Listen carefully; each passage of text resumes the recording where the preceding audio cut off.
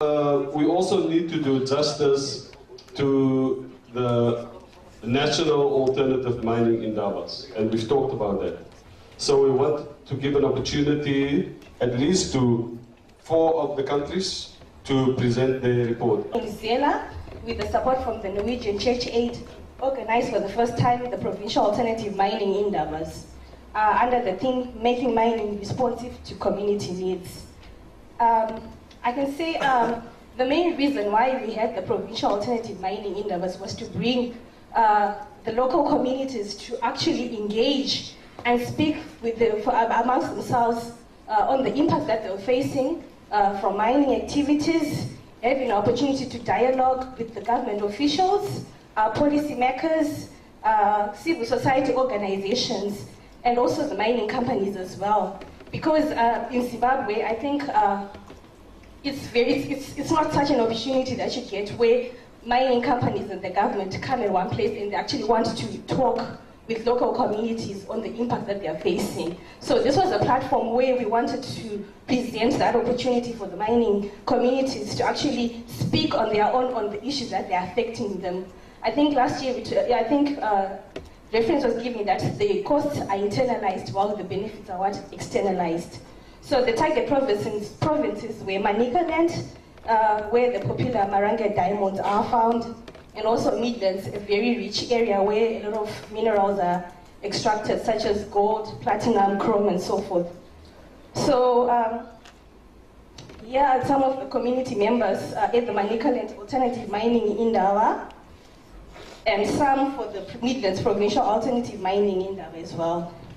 So the major highlights were that we had actually the Chief Mining Commissioner from the Ministry of Mines and Mineral Development actually attending.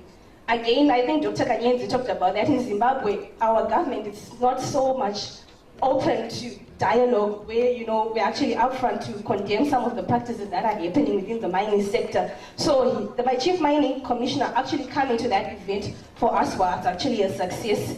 And also we have the Environmental Management Agency, the chief agency with regards to environmental management in the country, getting to understand and also present their perspective on how some of the challenges that they are facing in doing their job in the mining sector.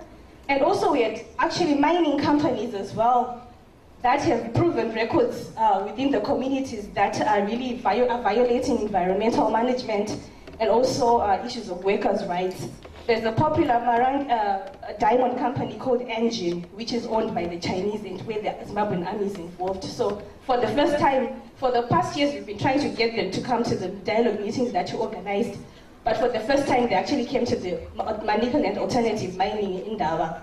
And some of the stories that they shared, they were really dreadful because, getting to understand that the Chinese, when they came to Zimbabwe, they thought maybe Zimbabweans were like monkeys, they didn't think and so forth, but they were trying to change that perspective. So it was actually disheartening to know that we are the country that has the resources that we have. People coming into our country and actually diminishing us and demeaning us and putting us on a lower level when these are actually our resources. So it was something that was actually dreadful. And also, we had communities speaking on their behalf boldly about the negative practices of mining on their livelihoods.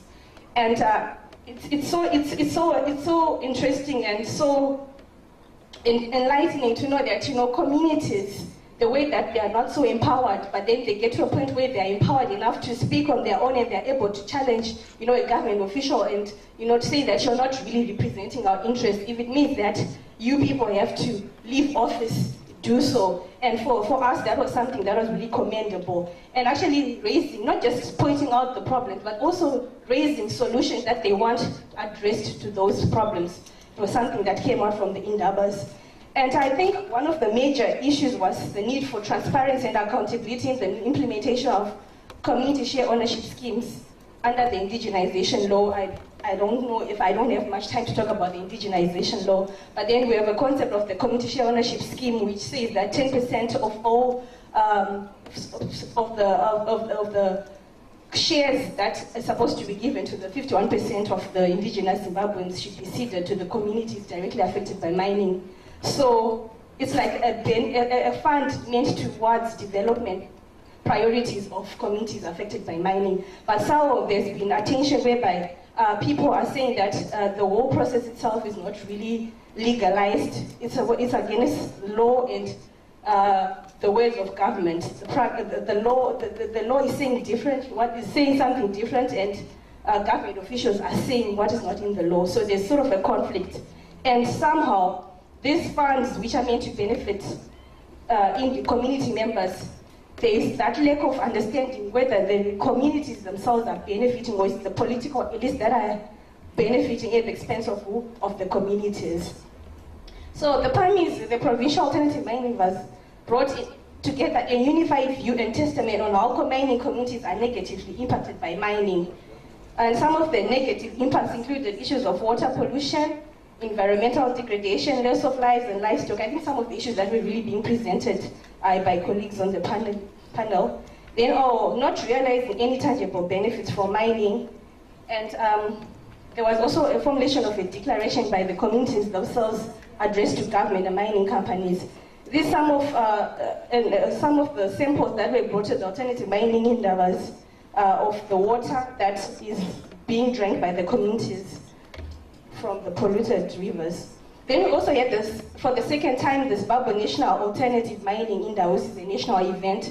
This was organized jointly by Zela and Aphrodite, with support from Norwegian Church Aid, Norwegian People Aid, Christian Aid, Irish Aid, Action Aid, and the UNDP.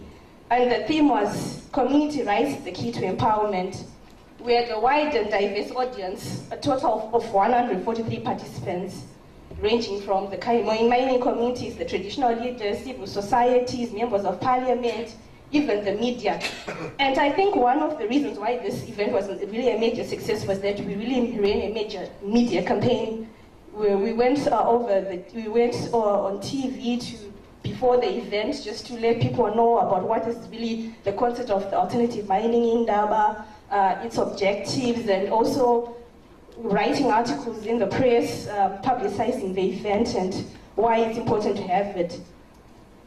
And I think some of the objectives included the issue of implementation of the Africa mining vision, which Dr. Kojo alluded to earlier on, that we need to move from it just being a vision to it being more of a reality. And this has to be reflected in our laws and policies that regulate the mining sector.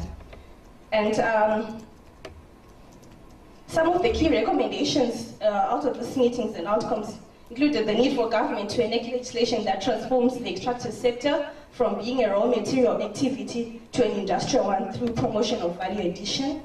And also, the African mining vision should be used to strengthen the provisions of the draft minerals policy that we currently are in the process of formulating, and also other legislation governing the mining sector. Then I think the importance of undertaking a comprehensive geological survey and audit of the mineral resources. We cannot negotiate for our minerals without knowing their full worth. Then also the issue of transparency and accountability in the implementation of the community share ownership schemes to ensure that communities benefit from this initiative. And again, a declaration was formulated and published in the newspapers and sent out to the government ministries.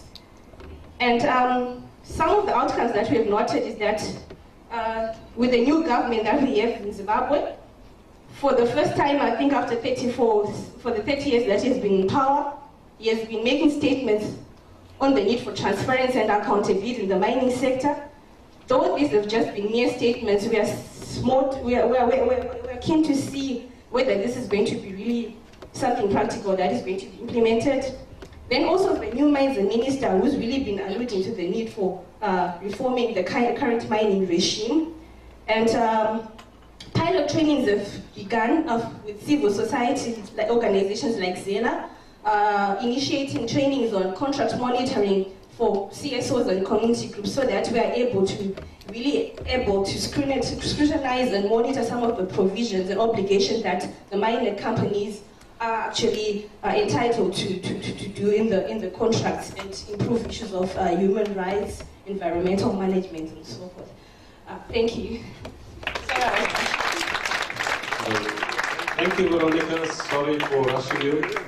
but we can see the good work Zimbabwe organizations are doing in the area of the Zimbabwe National Alternative Mining Indaba. Action by government is urgently needed to address the absence of acceptable domestic human rights set of standards to inform the activities of companies wherever they operate and whatever they are based. We, on our part, commit ourselves to monitoring the operations of the extractive industries to adhere to the set standards of human rights. 2. Mining tax, revenue and transparency. The existing tax regimes in the mining sector are inadequate and undermine the socio-economic benefits for Zambians from the extractive industries. This has resonated from the lack of transparency and accountability across the whole mining value chain, coupled with narrow scope and levels of the fiscal arrangement. The multinational corporations continue to undermine and manipulate the national laws, standards and regulations, resulting in the worsening of the situation on the ground. In addition, the Zambian Revenue Authority has limited capacity to honor, monitor, collect and enforce tax laws, has worsened the status quo. We recognize government's efforts to improve the taxation policies pronounced, which include capital allowance revision from 100 to 25%, introduction of profit variable tax, revision of mineral royalties from 3 to 6%, introduction of SI 55, formulation of the EITI policy. We, on the other hand, will to continue actively lobbying and putting in place strategies that force companies to disclose what they pay to governments through Publish What You Pay, which is PWYP, programs and activities and other forums that will promote transparency and accountability. We will also continue to press on our governments should also embrace the policies, the principles of participation, accountability and transparency in the mining sector through the Extractive Industry Transparency Initiative. 2. Environmental management and protection. Extractive industries contribute to environmental degradation through deforestation, air, soil, and water pollution, and these are key factors to climate change and climate variability. Most communities depend on natural resources, in particular forests, for their livelihoods. However, due to weak legal frameworks and inadequate enforcement mechanisms, forests remain unprotected from degradation and corporate exploitation. In addition, the Mines Act supersedes all acts, including the Forestry Act. This has resulted in ecological damage, thereby perpetuating violence against nature and livelihoods resources of peoples. We recognize and believe that the Zambian government needs to put in place a moratorium on current and future mining operations in ecological, fragile, and sacred land and domain.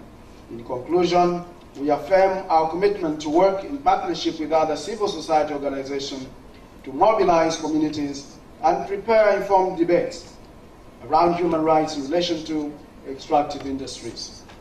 This will be done by building the capacity of communities to assert their rights for the common good. We recognize that if managed well, the extractive industries have the potential to create more financial resources than the international aid that most of our developing countries receive.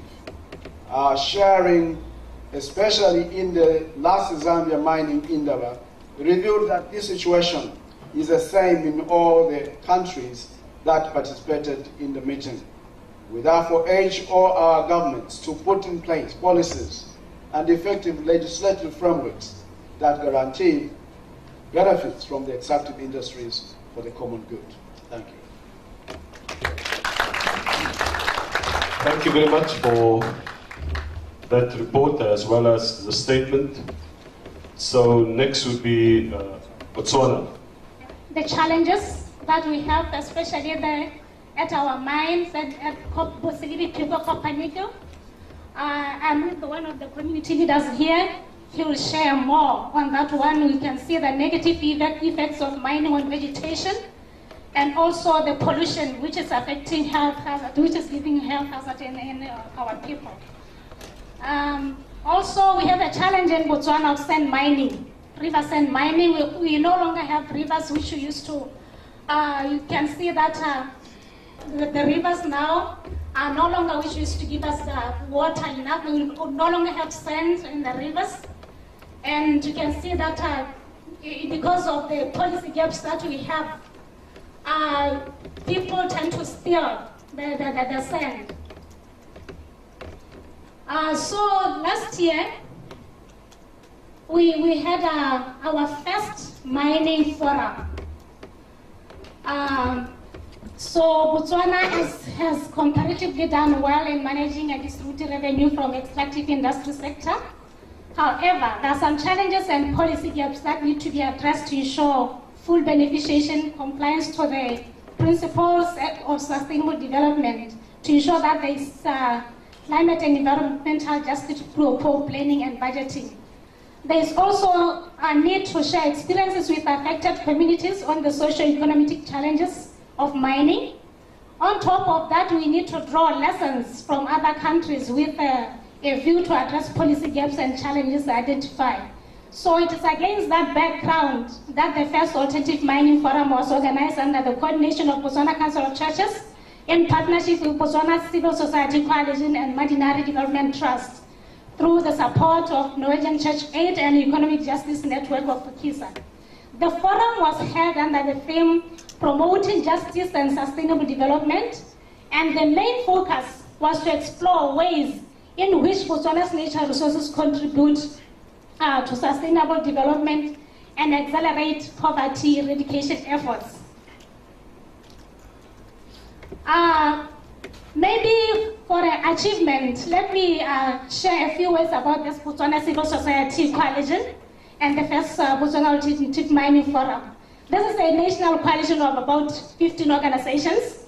This includes strategic groups like Bokongo, Botswana Council of NGOs, and the faith-based communities, just to mention a few. And we have built partnership. This has built partnership communities with communities which are affected by mining. And BCC also continues to coordinate the activities of the coalition. The coalition facilitated these joint activities in 2013, and we managed to develop a plan which secured funding from NCA and Frederick Ebert Stichting. We managed to organize the first alternative mining. We also organized the national dialogue forums, which link the climate change and mining in Botswana. And also, we managed to have a food security conference, and also we had a capacity building workshop, which was a national training workshop on climate finance with focus on adaptation and mitigation for Botswana context. So that's the participants which attended the mining forum. Our mining forum, you can see Bob Brown, Bob Blessings, and Tandai, and others from the regional. So this really, we're anticipating for about 50 people, but really more than 70 people attended, and from different backgrounds. We had the youth from universities, from the secondary schools, and we had from interfaith, like Baha'i Muslims, attended the forum, and it was officiated by the Minister of Environment. So the objective was to provide an alternative space like other countries for stakeholders to identify and discuss some of the challenges and policy gaps in the mining extractive industry, and also to share information on achievements, policy gaps, and strategies that could help promote good governance, transparency, and sustainable of our natural resources. And also to upgrade and strengthen linkages for regular dialogue between the various government departments, CBOs, FBOs, and key stakeholders in mining sector. it was also to provide a platform for CSO to exchange experiences nationally and regionally. So the achievements. Botswana Mining Forum provided a platform for civil societies, faith-based and community to discuss mining in depth. And there was a good representation of traditional leaders, local authorities, councillors, mining companies, wider civil society representatives from neighboring countries. Policy issues were identified and addressed with relevant structures like the COSI and members of parliament. And declaration was signed by all organizations represented. And was sent to the media, private sector, and the government. So we managed to have a widened national and regional networks. And at this mining forum, it was agreed for continuation of mining forums, which was collectively agreed. And we are planning for the second mining forum this year. The challenges. We have a challenge because of the resources, both financial and technical skills, and also we don't have research and documentation. So this year, really, we are planning to have to document our issues. So we also realize that we need to have technical how on issues such as fracking, and also capacity building of the communities and stakeholders involved in this project and at the project side. Activities are really our objective on issues of poverty campaigning projects, to create space for homegrown solutions to the problem of poverty and household security, to develop a national faith-based poverty strategy to influence policies at all levels. This is going to be done through community dialogues and the national forums. And also the issues of budget tracking so that we address gaps and challenges in national resource allocations. For the mining and the community forum that we are preparing in June, this is also to continue allowing the community to share experiences on the negative effects of mining. Because we have realized that we have policies, but our communities, they still need to be capacitated on how these issues can benefit them. We also want to share the advocacy strategies for engaging the government, mining companies, and affected communities. So, as we have already alluded to that, we have the challenges of the personnel and also the skilled people who can help us to take up these issues. We are into coming up with the research and documentations, and also through the community dialogues and capacity building, and also come with a technical team to engage the mining industries further, especially the issue of fracking. Thank you. Thank you. Thank you, Danae. The next, we won't be able to do all the presentations now. We will make some opportunity tomorrow morning for others as well. But we can give Mozambique an opportunity. I'm Emerson, and I will present what happened last year in terms of organizations and organization of the Indabas, provincial Indaba and national Indaba, by Christian Council of Mozambique, with support of Norwegian Church Aid. The conference and its primary objective to promote a space for interactive dialogue between communities of Kateme, September 25. This is also a place. Benga, multinationals, governments and provincial government of Tet and Moatize district in seeking solution to problems as a result of coal exploration by Valley and Rio Tinto companies in Moatize and Benga, respectively.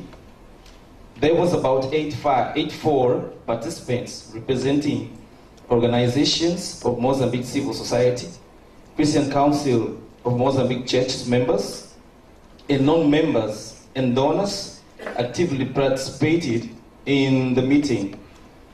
The conference participants have recommended that the government and the mining companies should establish mechanisms to ensure free, prior, and reported consent and a clear plan of communication of affected communities. The government should allocate the affected communities' percentage of revenues from mineral resources exploited in their areas. Churches should take a proactive role for training and dissemination of fundamental rights of communities under exploration of natural resources. Churches should promote space training of communities members in terms of mining legislation. Churches should influence the decision-making space to improve communication between local communities and their local governments. Multinationals must respect the fundamental rights of local communities and ensure that they are fairly compensated where their rights are violated. Those are some of the recommendations from the participants from that provincial conference. And the Christian Council of Mozambique, with support of Christian Council, organized from 12 and 13 March of 2013, the second national alternative mine in Indaba in Mozambique, under the theme Our Mineral Resources, Our Future, at the Maputo city.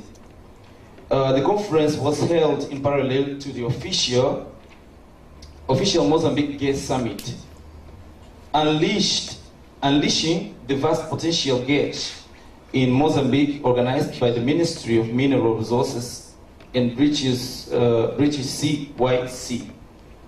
The second national alternative mine in Indaba aimed to provide a forum for debate for national civil society organizations, especially churches and other stakeholders, to share experiences and best practices, as well as raise awareness and mobilize local communities to strengthen advocacy work for development of change of policies and strategies in the extractive sector in Mozambique.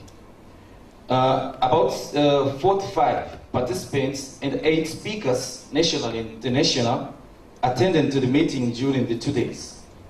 At the end of the conference, participants have also agreed that the government, 1, should publish and make accessible the contracts already signed, should renegotiate contracts with all projects that are still benefiting from tax incentives, and ensure an alignment between the content of the contracts and the contributions collected in public and in the community consultations.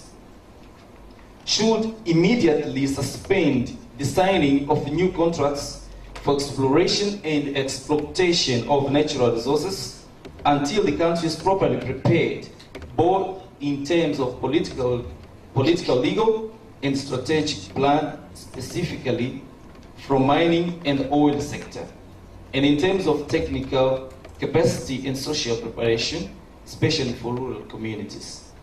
Should ensure that public and community consultations are conducted in a transparent manner and with the participation of civil society organizations, and that decisions on the settlement are taken after technical assessment of its inevitability and qualified and compensation and damages applied. Should ensure that communities retain their lands titles as a means of social participation in investment projects in these locations. should ensure that the opinion of National Council of Sustainable Development is assured and widely disseminated before the decision on authorization of all project. Those are some of recommendations. I'm going through the declaration, some lines of declaration from that Maputo National Indaba. We, participants of Second National Alternative Mining Indaba, included churches and faith-based organizations, and national and international non-government organizations, having gathered in Maputo from 12 and 13 March 2013, express our solidarity with all communities and all citizens victimized by economic, environmental, and social injustice perpetrated in the context of mining operation, forestry, and oil, which prioritize profits in the expense of people. We found that the projects are being approved and implemented in a worrying scenario of lack of national preparedness through appropriate legislation, institutions, and instruments capable of adequate environmental and social management plans and zoning and land use, causing a mismatched sector, the emergence of conflicts with local communities, the marginalization of the national business, as well as the irreparable loss of benefits for parents. We note with great concern that government is prioritizing a model of development with profound social impact resulting from the settlement of communities legitimately occupying the areas intended for investment projects, and mining and foreign direct investments are apparently seen as the only way to economic development in the expense of other alternatives and models of people-concentrated development. These are some of the lines of the declaration, and just to let you know how and what were the results of these two national and provincial alternative mining data in Mozambique. Thank you very much for your attention. Muito obrigado, Emerson. Thank you for that presentation on behalf of Mozambique. There's still some presentations, but what we will do is to do them tomorrow morning so that with the community, and we'll give more time for that. So we still have Brazil, Angola, Tanzania, and Malawi would like to tell us about their mining in Indaba, which is coming up. So that's good news. But we will do that tomorrow, Maputo. So we'd now like you to break for lunch.